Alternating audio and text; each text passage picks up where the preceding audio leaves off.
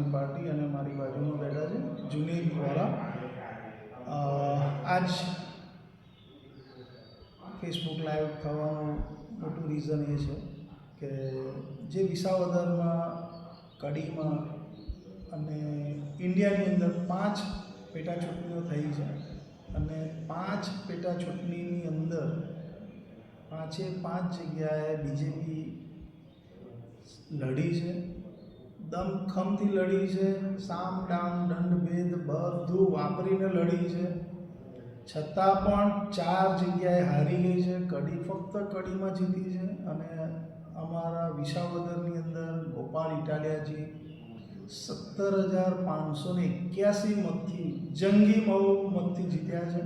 જે last time પબ્લિકે જે vote આપ્યો હતો, જનતાએ જે વોટ આપ્યા હતા એનાથી પણ 3 ગણા વધારે વોટ આપીને અમને જીતાડ્યું છે. એટલે આ એક એવું દર્શાવે છે કે પબ્લિક અને જનતા હવે બીજેપીથી, કોંગ્રેસથી ત્રસ્ત થઈ ગઈ છે અને હવે બદલાવની જરૂર છે. પબ્લિક પણ હવે બદલાવ માંગે છે. ખૂબ ભ્રષ્ટાચાર થઈ રહ્યો છે અને પબ્લિક બદલાવ માંગી રહી છે.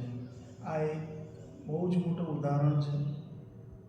હાલમાં પણ પંચાયતની ચૂંટણીઓ થઈ, પંચાયતની ચૂંટણીઓમાં પણ આમ આદમી પાર્ટીના કેન્ડિડેટોને ખૂબ જંગી બહુમતથી જીત્યા છે. સાથે સાથે બીજેપીના દિગ્ગજ નેતાઓ અને એમના પુત્રો બહુ જ ખરાબ રીતે હાર્યા છે. એ પણ ત્યાં દર્શાવે છે કે હવે બીજેપીથી પબ્લિક થાકી ગઈ છે, કંટાળી ગઈ છે. 30 વર્ષના શાસન દરમિયાન એમને ફક્ત ભ્રષ્ટાચાર જ કર્યો છે, એનાથી વિશેષ કશું કર્યું નથી. સરકાર તોડવાનું કામ કર્યું છે, સરકારોને તોડી છે, પૈસાનો જ ઉપયોગ કર્યો છે. આ સિવાય કશું કર્યું નથી અને જનતાને પણ હવે અહેસાસ થઈ ગયો છે. નમસ્કાર.